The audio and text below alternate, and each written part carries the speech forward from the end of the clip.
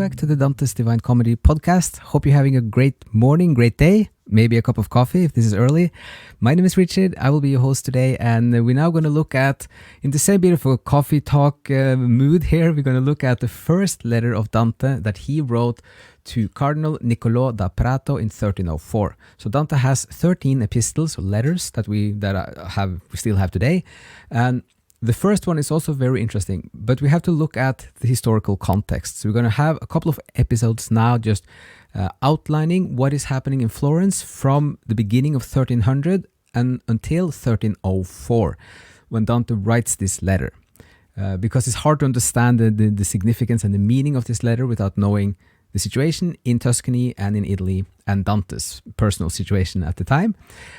So we're going to look in this episode only at like half a year from the beginning of 1300 until June 15 in the same year, in 1300, when Dante becomes a prior, a member of this council of just 6 people who are governing the city of Florence. And that period starts with a rivalry between 2 big families in Florence. So we're going to go through it's an interesting story. It's almost a bit like novel-like, the events of this year. So in the beginning of the year 1300, all of Florence and all of Italy was at peace. And then you had the Jubilee in Rome with Pope Boniface VIII. The Jubilee is this event where people can go and get salvation in Rome. They get a remission for the penal consequences of sin granted by the Roman Catholic Church. But the first one was made by Pope Boniface. So this is then the year 1300. This is also the year that the whole Divine Comedy is set in. So that's also interesting. And that Florence is prosperous. It's growing in its inhabitants, its wealth and influence, and it's ruling almost all of Tuscany. But then this also brings forth pride and corruption, one of the main themes of Dante's comedy, and something he's consistently attacking Florence for. And already from spring in the year 1300, the conflicts are starting to emerge between the 2 big families, which are the Donatis and the Cerchis. So those are the 2 main families. And then the Cerchi, the head of the Cerchi family is Messer Vieri. So he's a merchant. He's then said to be a very nice man. He's not a big speaker, orator, and he was seen to be uncultivated. It's kind of someone who, from more simple beginnings, kind of grows into wealth, but then he's not accepted by the aristocracy at the time, which is then the family Donati, with Corso Donati as the head of the family. And they are all noble blood, but they're now not as rich as the Cerchis, which is then a really strong source of tension between these 2 families. And then there's also a thing that Corso Donati marries Acirito da Gaville, who is a relative of the Cerchis, and this was also not something that the Cerchi family was happy about. So this is kind of the setup in the beginning of 1300 with these 2 families, Donati and Cerchis. And then on top of this, you get another feud imported into Florence. So you have the Cancellieri family, who will by then split into 2 branches. So they are descendant of Sir Cancelliere, who was a rich merchant. He had many sons. Many of them became rich knights. And then they again had many sons. So around the year 1300, they had over 100 men at arms in the Cancellieri family. So they were one of the greatest families in Tuscany. But then the size and the wealth and the power, that kind of again then creates envy and hatred. And something starts here with then the descendants of one wife whose name was Bianca came in conflict with those of another wife, and they took on the name Neri. So Bianca is a common name, but it means literally white, and therefore they became the whites, and then the other one took the name the blacks, the Neri. And then these 2 groups, you get a fight between them, and then one Bianchi was wounded, and then the Neri faction sends the offender to the Bianchi asking for a pardon, and also saying that they can have the vengeance they want. And then what the Bianchi does then is they say, okay, and then they cut off his hand. And that was seen as a sort of an overreaction. So from there on, the two factions and the family of Cancellieri was divided, and they were living in Pistoia. So this then splits the city of Pistoia into two parts. So this then, what happens is that the Guelphs in Florence, that's kind of there's an older rivalry that we're not going to talk about now, but you had the Guelphs and the Ghibellini. That's very much in the whole 1200s. But by the year 1300, the Guelphs had won, so they are ruling Florence. But they are now worried about this conflict, this feud in Pistoia. So what they do is that they occupy the city, and then they sent for the heads of the Bianchi and Neri factions to come to Florence and to make peace between them.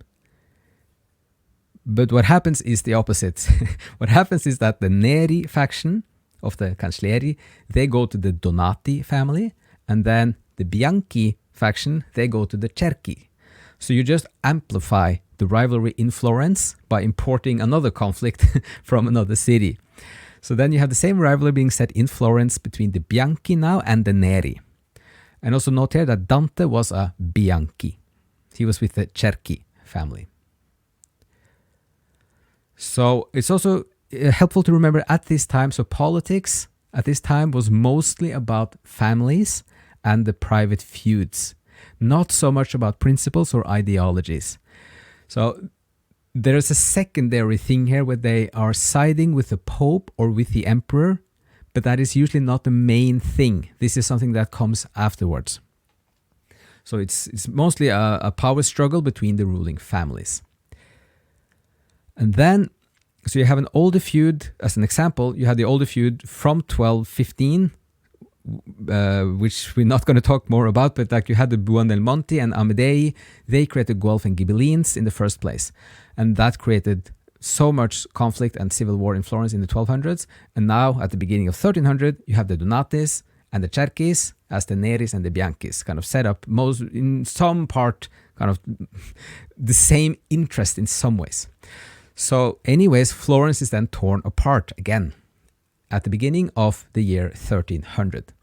The Neri with the Donati and Pazzi family, they become the party of the nobles, and the Bianchi, they are the party of moderation and of the people. They want the liberty of the Florentines. They are kind of then the merchants in some sense.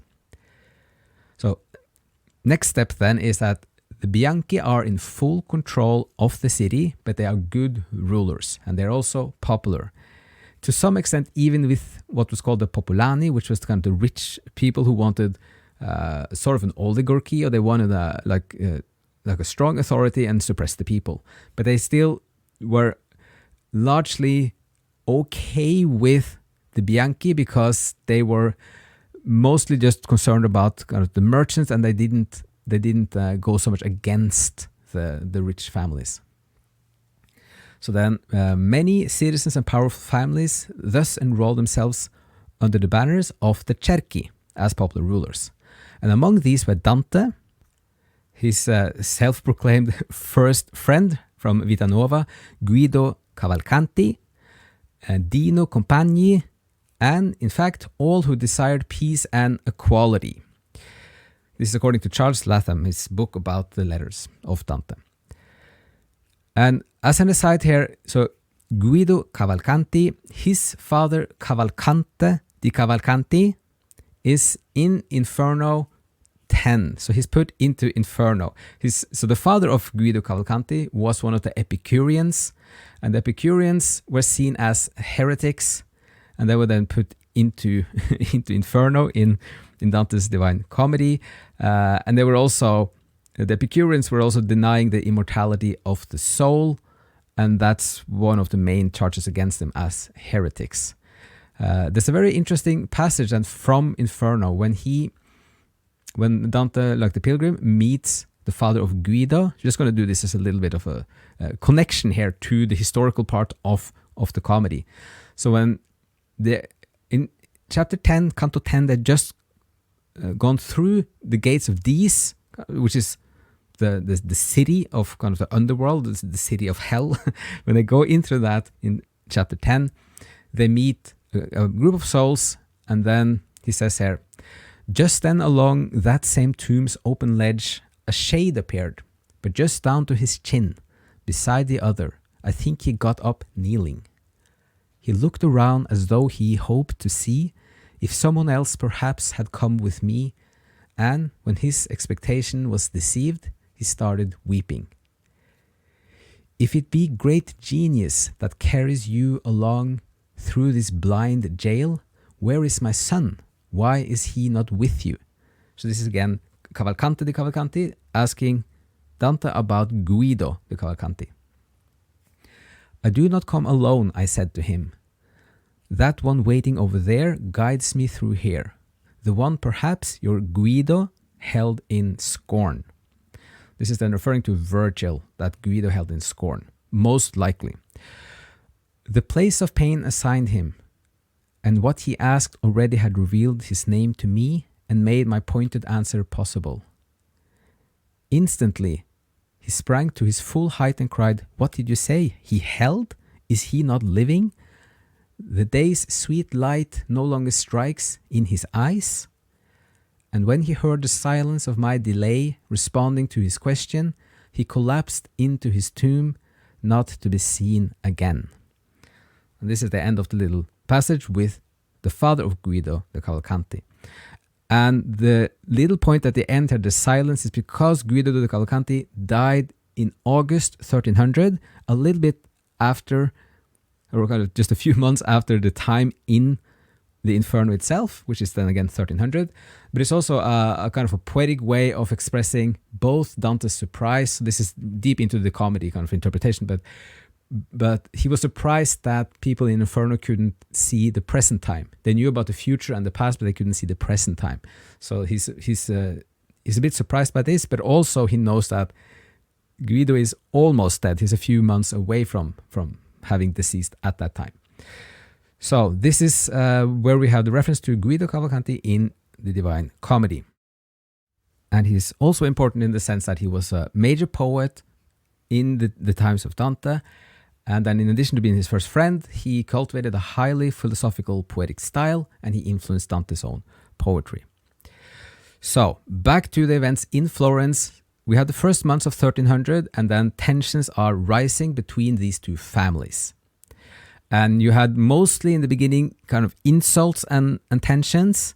You have examples of kind of calling names like Corso Donati called Vieri, the head of the Cerchis, L'Asino di Porta, which is a way of saying calling him a donkey, which was then how he referred to that the Cerchi family, the head of the family, was not a good orator. So what happens next is that the head of the Cerchi family, Vieri, goes to Pope Boniface VIII because there are concerns in Rome about the rivalries and these tensions in Florence. So Pope Boniface VIII is offering him blessings if the rivalry ends. But Vieri says there are no quarrels, that he had no quarrels with anyone, and leaves, which infuriates Pope Boniface. So at this point, it's not quite clear what the games from Boniface is, but that becomes much clearer very, very soon. So what happens then on May 1st, 1300, like a little bit later in the same spring, you start the bloodshed. And this is a very, very important event. So you had the Piazza di Santa Trinità, which is is next to the beautiful bridge in Florence and a beautiful church. It's a very nice place. The church in Santa Trinità is one of the most beautiful ones in many ways, and they have these Cappelle Sassetti with huge frescoes about the life of Saint Francis made by Ghirlandaio, which is hugely recommended to see. So at this piazza in front of the church, you have bands of young people from the Cerchi and Donati families and supporters on horses. And you get a quarrel, you have violence, several people are wounded, and then one of the Cerchis has his nose cut off from his face. And as an example, according to the historian Villani, who is a contemporary, he lived from 1280 to 1348, he's kind of one of the main sources of the events. He says that this day on May the 1st is the beginning of the factions and so much evil in Florence, and also that spreads to the rest of Italy. So this is when it has changed from kind of tensions, disagreements to violence, and the early parts of kind of a brimming civil war in the city. And then during this time, when you had the forming of the factions in Florence, we have no knowledge about Dante, whether he is in the city or not in these first few months of 1300. We have no sources, no documents on this. It's often believed that he was in Rome within this time period for the Jubilee, and just seeing the Holy Roman Catholic Church there. But what we do know is on June the 15th, he is in the city, because that's the date when he is elected a prior of Florence, meaning a member of this ruling council of just 6 people, 2 months at a time, who are then representatives of the guilds, kind of the crafts, different crafts organizations in Florence at the time. And then Dante's later words on this event, about June the 15th, 1300, is that he says, "All my woes and misfortunes had their cause and beginning in my unlucky election to the priorate, of which, though I was not on the score of prudence worthy, nevertheless on the score of fidelity and age I was not unworthy." So this is the period we're going to cover in this episode, just from these 2 families, the Donatis and the Cerchi, or the Bianchi and the Neri, and then how this also is the situation when Dante is kind of ascending in politics into being one of the priors. So we're just going to have a couple of facts about this priorate in Florence. It was called an Priorati delle Arti, meaning, and arts in the time was craft and skill, and then science was the body of knowledge. This is the old version of art and sciences, is kind of knowledge and skills. So you had at the time 21 different guilds, and you had 7 main guilds, and then 14 of the middle and the smaller guilds. The main guilds, just for fun here, you have the art of wool, art of judges and notaries, art of merchants, art of exchange, art of silk, art of doctors, and art of furriers, kind of fur dealers. So this is mostly merchants or crafts people. And then in the beginning, you had just 3 priors in the priorate from the 7 major arts. And then later you get 6 members. And this is how it was in Dante's time, in this summer for Dante. And to be a part of the priorate, you only have to be registered in one of the crafts. Later you have to be active as well. And at a later point, they also had 12 priors. So, but again, they were only 2 months at a time. It's also very interesting. They lived in Torre della Castagna, which is the Chestnut Tower in Florence. It's next to Casa di Dante. It's in many ways a beautiful tower. When they were elected for this office, they could not leave this tower. They could not communicate with anyone except for public audiences. And also the election of the priors were secret ballots by the previous priors, heads of arts, and then some magistrates. So this is how Dante spent his summer. And just for historical interest, his colleagues this summer at the other priors is Noffo de Guido Buonafedi, Neri di Messer Jacopo del Guidice Alberti, Nello di Arighetto Doni, Bindo di Donatello Bilenchi, and Ricco Falconetti. And then the Galfoniere was Fazio di Micciole, and Aldo Brandino Dugiccione da Campi was the secretary.